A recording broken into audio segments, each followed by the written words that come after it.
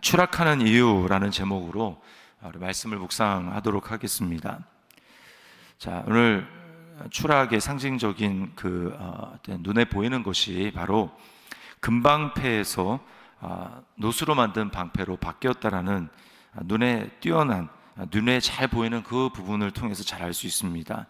솔로몬은 금방패를 만들어서 배치를 했는데 그것들을 빼앗기고 르호보암 왕은 27절에 보니까 르호보암 왕이 그 대신 노수로 방패를 만들어 이렇게 이야기를 합니다.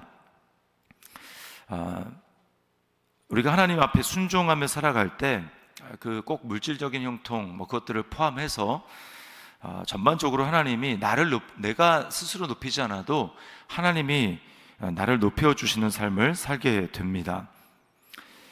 전쟁에 나가서 승리한 왕이 이것은 말을 타고 이제 돌아오게 될 때 백성이 그 앞에 엎드리면서 만세를 하고 왕에게 영광을 돌리게 되지 않습니까? 그러면 왕이 탔던 왕이 탄 말은 왕 때문에 덩달아 영광을 받는 것이죠.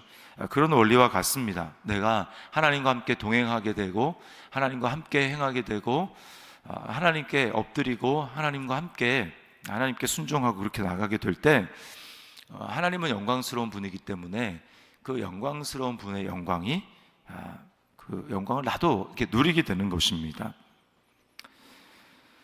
다윗을 통해서 또 솔로몬이 타락하기 전의 모습을 통해서 우리가 잘 알게 되는 것이죠. 그것은 물질적인 형통뿐만 아니라 영적인 그 모든 부분에 있어서, 그래서 구약의 이 샬롬이라고 하는 것은 단지 건강만을 얘기하는 게 아니라 삶의 모든 부분에 있어서의 형통을 말하는 것입니다.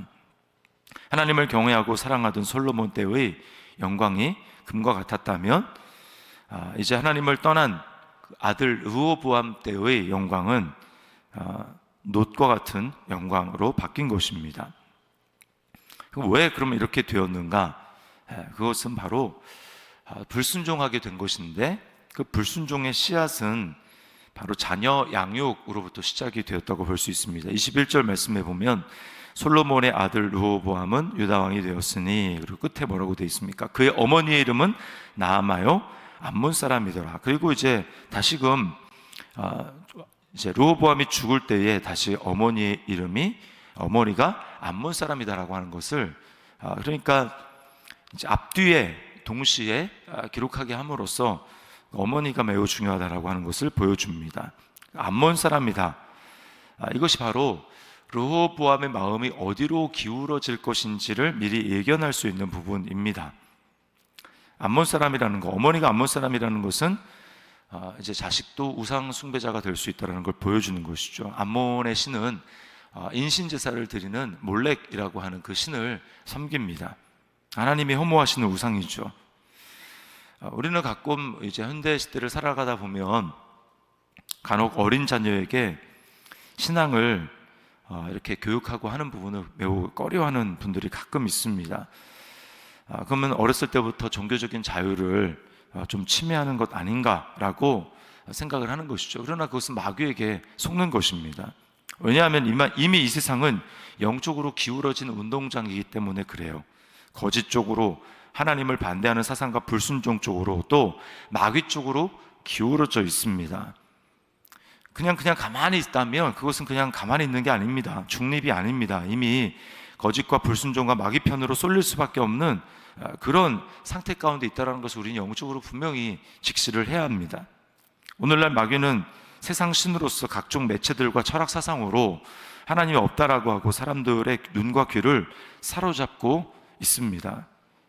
성도들이 힘써 주님께로 향해야 되는 이유가 여기 있는 것이죠.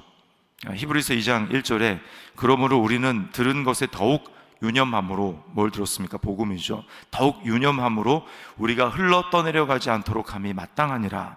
또 4장 1절에는 그러므로 우리는 두려워할지니 그의 안식에 들어갈 약속이 남아있을지라도 너희 중에는 혹 이르지 못할 자가 있을까 함이라. 우리는 그러므로 날마다 우리의 부르심, 택하심, 그 믿음을 굳게 해야 합니다. 베드로후서 1장 10절에 그러므로 형제들아 더욱 힘써 너희 부르심과 택하심을 굳게 하라. 너희가 이것을 행한즉 언제든지 실족하지 아니하리라. 물론 자녀들에게 신앙을 교육할 때 지혜가 필요합니다. 종교적인 규율을 강조해서 하라 하지 마라로만 그렇게 알려준다면 하나님이 어떤 분이신지 알 수가 없습니다. 그리고 또 왜 그렇게 해야 되는지에 대해서도 알 수 없어요. 또 종교와 그렇게 되면 일상이 분리되면 이런 설명을 자연스럽게 해줄 수가 없기 때문에 하나님을 자연스럽게 일상의 삶과 교회의 삶, 종교적인 영역 이런 부분과 분리된 분으로 일상의 상관은 별로 상관없는 분으로 인식할 수 있습니다. 부모 자신이 먼저 하나님의 사랑과 은혜를 누려야 하며 그 은혜를 자녀들에게 흘려보내야 합니다. 또 일상의 삶에서 부모가 하나님의 생명으로 산다라는 것이 어떤 것인지 알려주어야 자녀들은 그것을 통해서 하나님이 어떤 분인지 알게 됩니다. 은혜를 제대로 알려주고 보여지게 될 때, 부모의 모습을 통해서 완벽하진 않지만 보여지게 될 때 세상에 은혜를 거부할 사람은 없습니다. 자, 적용입니다. 부모로서 자녀들에게 하나님을 예배하도록 하고 있습니까? 부모인 나 자신이 하나님의 은혜와 사랑을 먼저 누리면서 자연스럽게 흘려보내고 있습니까? 자, 그런가 하면 이 또 추락하는 이유는 이 부모의 양육에 있지만 또 결정적으로는 하나님을 섬기는가라고 하는 것에 있습니다. 22절에 보면 유다가 여호와 보시기에 악을 행하되라고 이야기를 합니다. 또 24절에 그 땅에 또 남색하는 자가 있었고 여호와께서 이스라엘 자손 앞에서 쫓아내신 국민의 모든 가증한 일을 무리가 본받아 행하였더라. 자, 이 악을 행했다라고 하는 것은 결과에 지나지 않습니다. 열매죠, 열매. 왜 이런 악한 일들, 죄악된 일들을 행할까요? 그것은 뿌리가 잘못되었기 때문입니다. 하나님을 사랑하고 예배하면 선을 행하게 되고 우상을 예배하면 악을 행하게 됩니다. 그러니까 지금 나는 무엇을 예배하고 있고 무엇을 마음으로부터 내 마음에 품고 있는가, 이것을 살피지 않고 그냥 겉으로 결과로 드러난 행동만을 가지고 우리는 따질 수가 없다는 것이죠. 자, 왜 악을 행하고 또 남색하는 자, 그런 일들이 있었습니까? 23절에 보면 이는 그들도 산 위에와 모든 푸른 나무 아래에 산당과 우상과 아세라상을 세웠습니다. 가장 근본적인 악은, 가장 근본적인 죄는 하나님을 떠난 것입니다. 하나님을 믿지 않는 것입니다. 하나님을 의지하지 않고 하나님을 찾지 않는 것입니다. 그래서 우리는 그냥 내가 어떤 행위들을 하고 있는 것, 습관적으로 하고 있는 것이 중요한 것이 아니라 정말 나는 마음으로 믿고 있는가, 의지하고 있는가, 찾고 있는가, 무엇을 갈망하고 있는가, 이것을 보아야 하는 것입니다. 예레미야 2장 13절 말씀에 내 백성이 두 가지 악을 행하였나니 곧 그들이 생수의 근원되는 나를 버린 것과 스스로 웅덩이를 판 것인데 그것은 그 물을 가두지 못할 터진 웅덩이들이니라. 간혹 가다가 부흥과 어떤 개혁을 이야기를 할 때 시스템과 제도를 항상 들고 이야기를 하는 경우가 있습니다. 생사를 건 교회 개혁이라든지 이런 이야기를 하는데 다 뭘 얘기를 하냐면 어떤 제도를 얘기를 합니다. 시스템을 얘기를 합니다. 물론 필요 없다는 건 아니지만 그것으로 진짜 개혁이 이루어지냐는 것입니다. 변화가 일어나느냐는 것입니다. 하나님을 삶에서 뭐라는 것에서 우리는 돌이켜야 합니다. 회개해야 합니다. 그러므로 교회가 세상의 어떤 시스템 이런 부분을 물론 이야기를 하고 고쳐야 되지만 교회가 먼저 회복되는 것이 필요하고 우리에게 진정한 부흥이 필요한 것이죠. 성도들의 삶에도 마찬가지입니다. 우리는 죄를 짓지 않으려는 시도로는 결코 죄를 이기거나 극복할 수 없습니다. 생수의 근원이신 하나님을 찾아야 하고 그 하나님을 전심으로 예배해야 합니다. 하나님을 떠난 인간이 스스로 그런 마음을 가질 수 없기 때문에 예수님이 자신의 마음을 주시기 위해서 십자가에 죽으신 것입니다.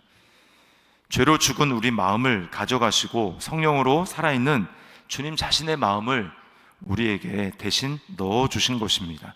그리스도를 믿을 때 성령으로 이런 마음의 수술이 일어나게 되는 것입니다.